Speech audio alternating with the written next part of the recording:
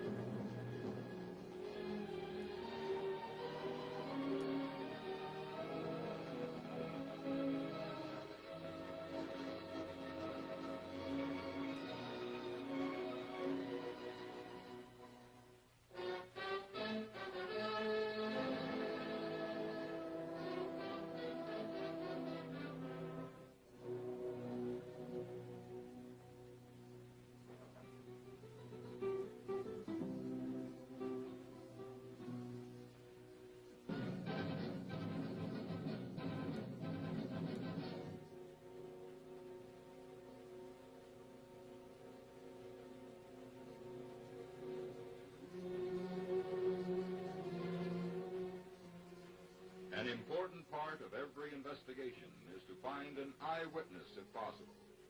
An eyewitness can consist of the victim, such as a proprietor of this store, or a person passing by or living in the immediate vicinity. An eyewitness does not necessarily have to be one who saw everything, but can be any person who can add any important detail to the investigation, regardless of how minor it may be.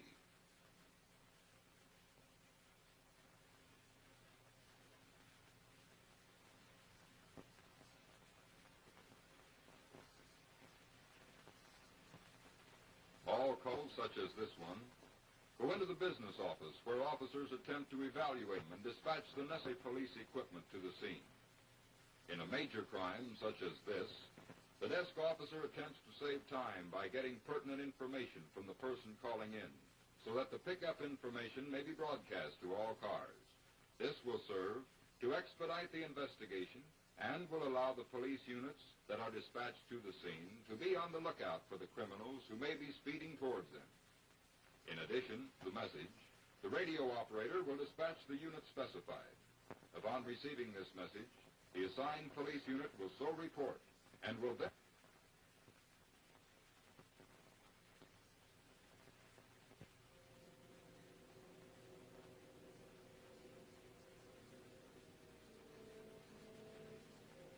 In proceeding to the scene of the crime, the police car will be operated at a normal rate of speed, unless the radio operator indicates by code that the case is of an emergency nature and that they are to operate as an emergency vehicle. When operating as an emergency vehicle, the unit must use the siren and red lights, and although other vehicles on the road must yield the right-of-way to them, they have no right to disregard traffic conditions which might cause an accident and which they could ordinarily avoid. The officers arriving at the scene first must immediately secure information which will serve to identify the criminals and their means of escape. Time is very important at this point, so the basic information should be broadcast as soon as possible to avoid allowing the criminals to get so far from the scene that they may become lost in the maze of streets and people.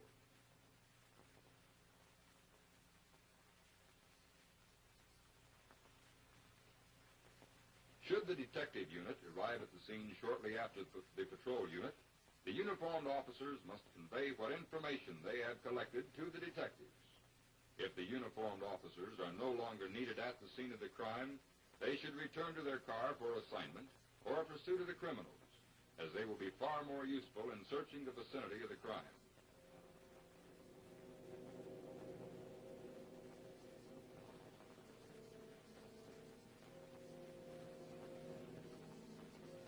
To repeat, it is important that the basic information and descriptions of the suspects should be broadcast as soon as possible. This first pickup information may later be improved upon as to accuracy or added to as the case may be.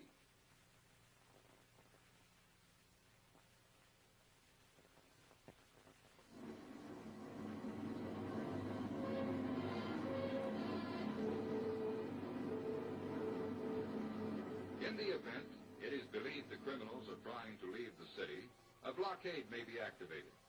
Such a blockade will be activated by the captain on duty, directing the lieutenant of the business office to broadcast the blockade code.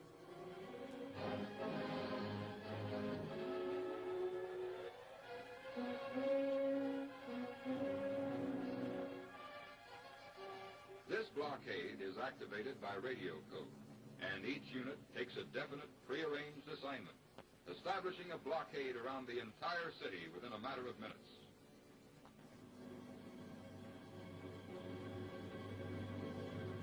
Blockade equipment is maintained at each blockade post in order that the necessary equipment may be immediately available within as short a time as possible.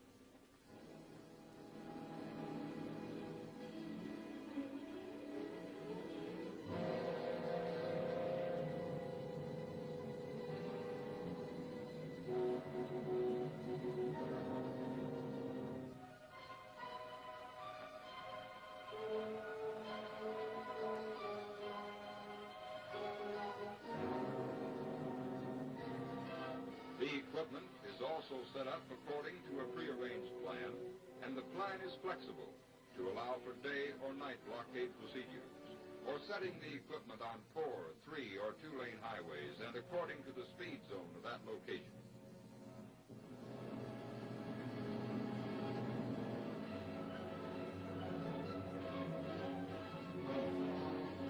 Specific units are assigned to man the blockade posts. The remaining units in the field also operate according to a plan, covering off on the beats left uncovered by the units operating the blockade posts. The special detail and detective units are assigned from the business office to fill an immediate need in any area to assist with the investigation or at blockade posts. Plainclothes units would be assigned to cover railroad depots, bus depots, and the airports. All points into and out of the city would be covered.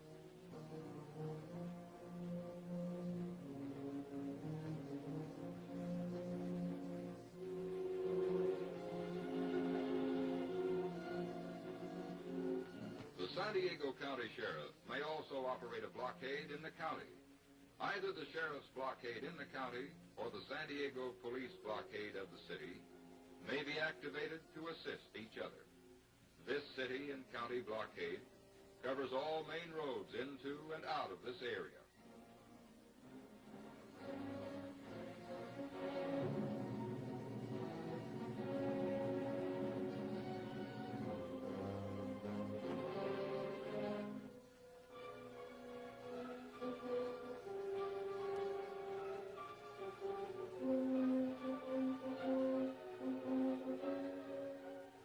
In addition to the city and county blockades, the Federal Bureau of Investigation may enter into the case if a federal law has been violated, or if they cannot actively enter into the case, they will make their facilities available to police and sheriff's departments. These facilities may consist of making the information in their criminal files available to the police. These files are useful in identifying criminals by their fingerprints, by their method of operation, by the criminal's description, or even by their nicknames. Also, the FBI crime laboratory may make a scientific analysis of evidence sent to them by a law enforcement agency and send their conclusions back, even sending an expert to testify at the trial if necessary. With the Federal Bureau of Investigation acting as a national clearinghouse for law enforcement agencies on crime reports, criminals' fingerprints, descriptions, and the like, their files are quite comprehensive, and as such, there is a great likelihood of their being of assistance in many cases.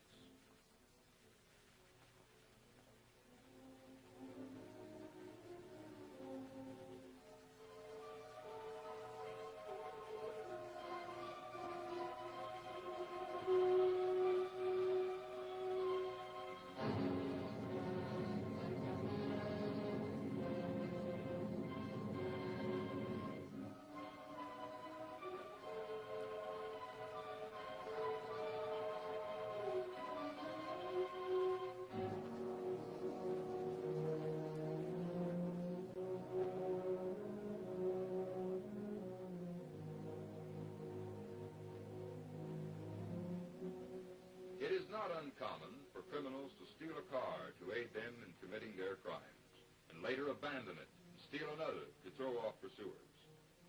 In this picture, the criminals have mechanical difficulties and are forced to abandon the car.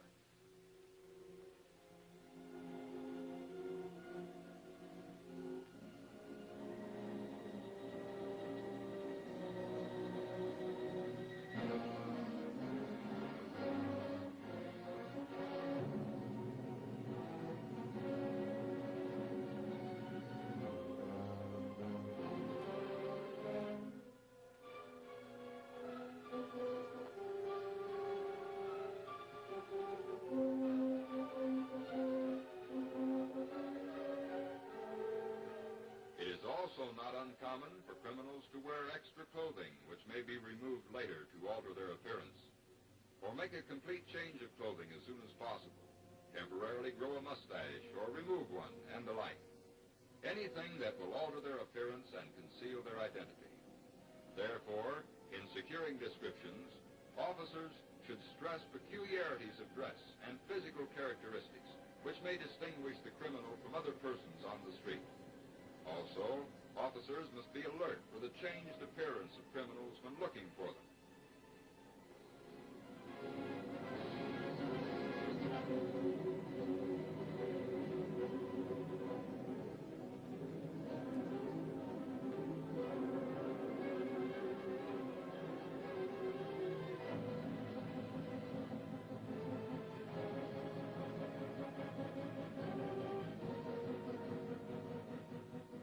Crimes are committed wherever the opportunity to do so is present. In stealing cars, they may first look for keys being left in the car's ignition, and if none are found, will resort to other methods to start the car they select to use.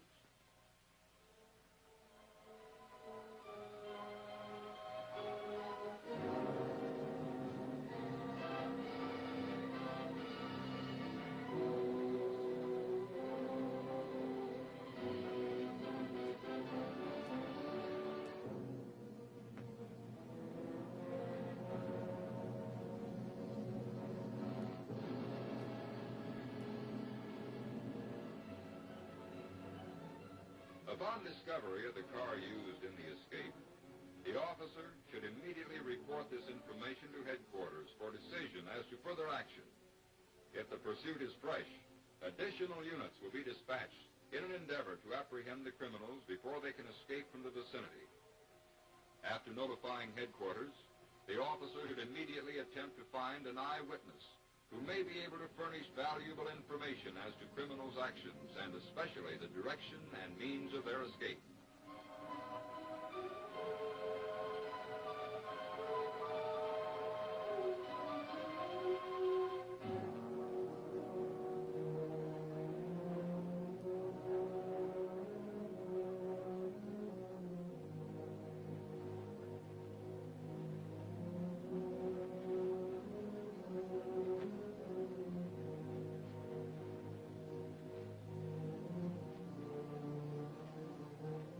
An area search should be well planned beforehand and activated immediately in case of need.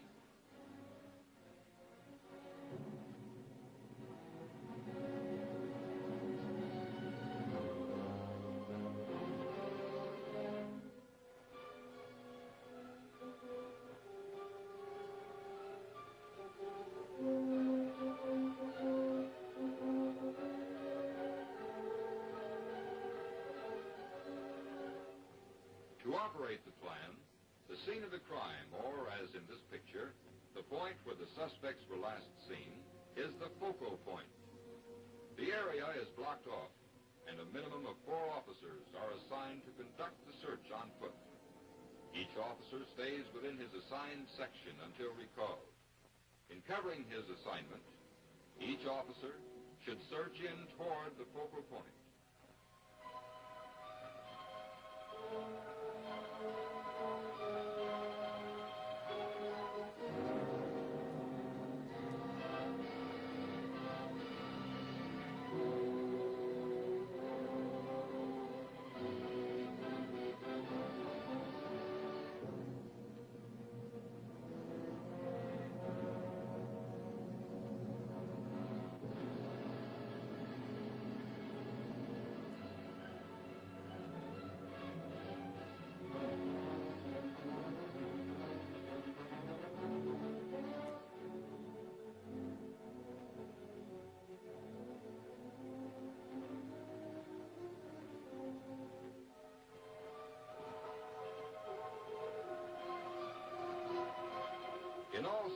searches, it is important for all officers to make as many contacts with citizens as possible without interfering with their search duties. Citizens who are or have been working outside and would likely to have seen or will see the suspects should especially be contacted. In these contacts, the officers should furnish citizens with enough information that will enable them to aid the officers in watching for the criminals. This method adds considerably to the number of persons who are on the lookout for the criminals and diminishes their chance to escape.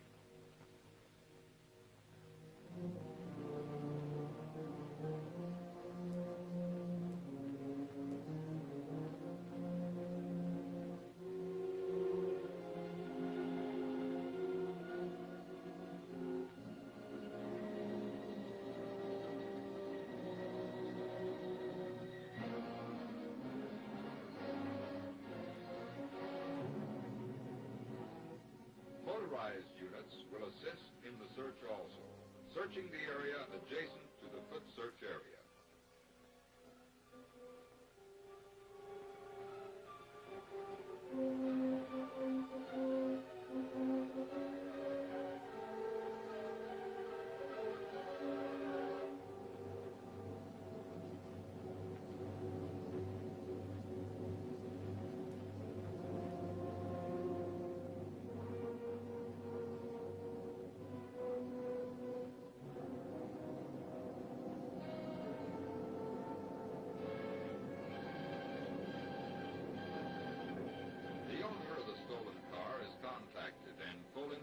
Gathered.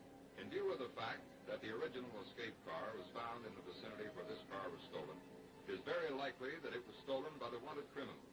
Therefore, the information on the stolen car, together with the fact that it may possibly be driven by the criminals, should be immediately broadcast to all police units. In operating a blockade, one car may be situated below the blockade in the direction of the oncoming traffic to pursue any car that may attempt to turn off and evade going through the blockade.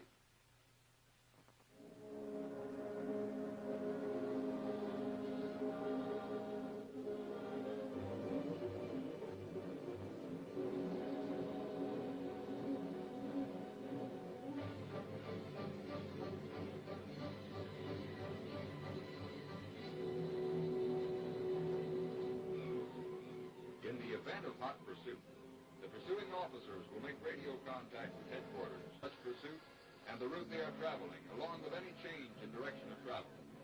With this information, the radio dispatcher will in turn give it to the cars in the field who may attempt to close in on the suspect's car.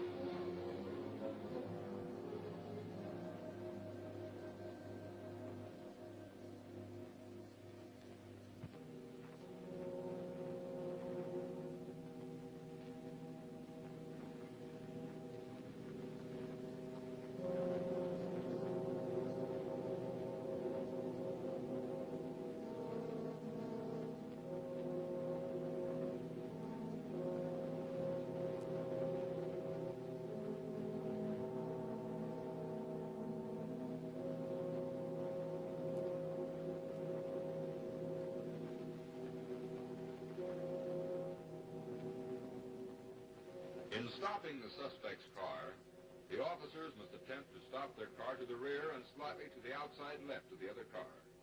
The officer who is not driving should immediately alight and approach the criminal's car from the right after looking through the interior of the car over quickly from the rear window. He should then direct the occupants of the car to get out on the left side of their car. Meanwhile, the officer who was driving should have alighted and standing near the police car cover the left side of the criminal's car. One officer will search the prisoners, while the other will keep them covered. The officer conducting the search should give all directions in order to avoid confusion. In placing the prisoners in position for the search, they must be spread-eagled enough so they cannot readily move into a standing position. Once in position, the officer must conduct a thorough search of the prisoners, removing all offensive weapons and evidence.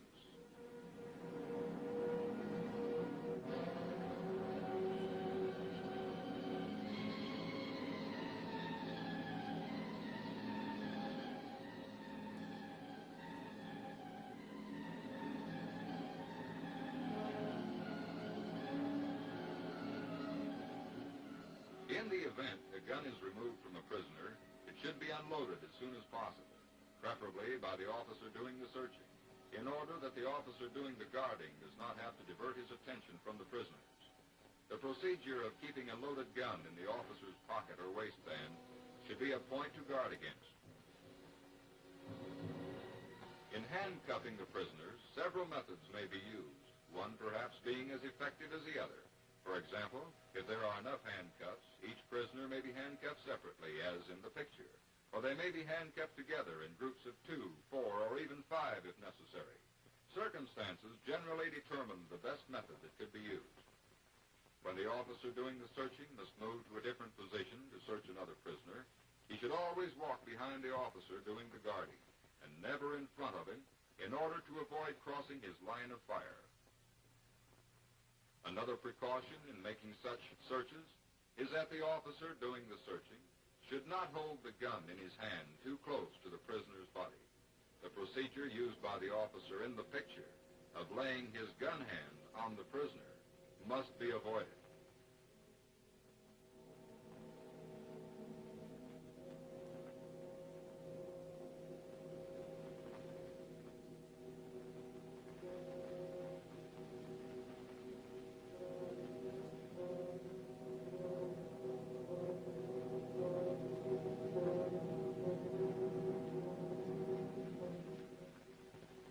In placing the prisoners in the police car, precautions must be taken to prevent their escape and from attempting any assault upon the driver of the car or other officer.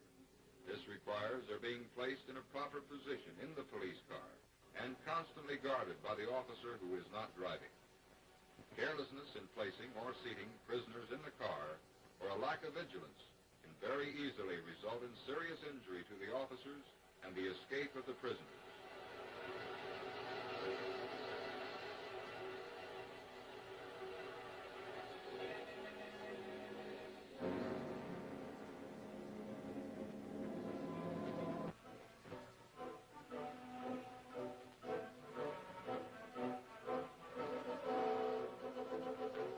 All prisoners of the police are immediately taken to the city jail and booked.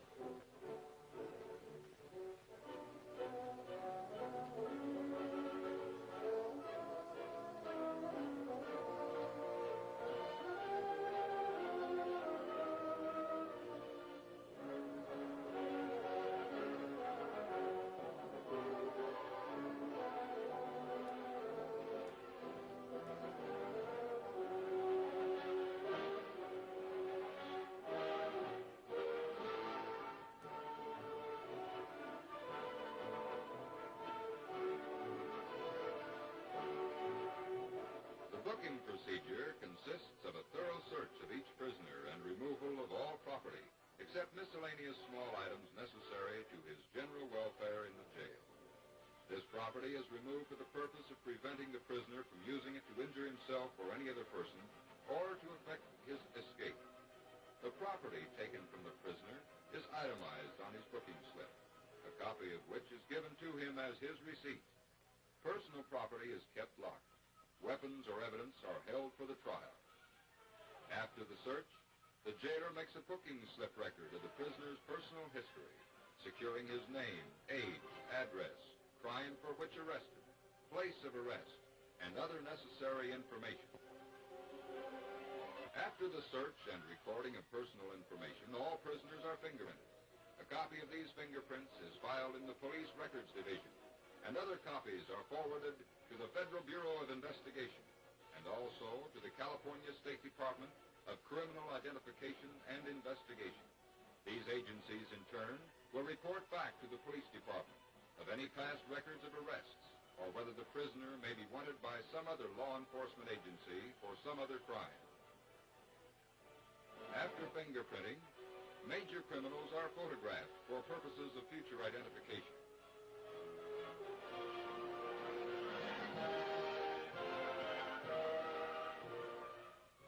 When the booking procedure is completed, the prisoners are then placed in cells pending further investigation and court trial.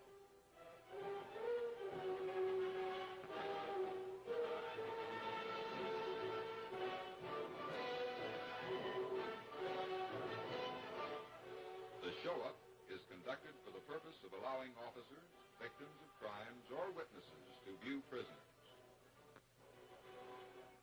Before the trial and during the investigation, the prisoners will be questioned and their statements taken.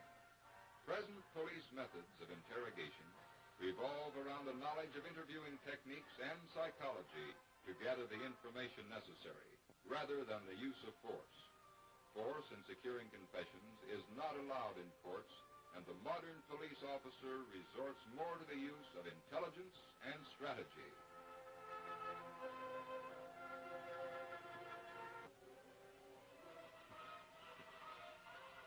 Upon taking the prisoners into court, the officer's job is finished after he has intelligently gathered and presented his evidence and testified to the facts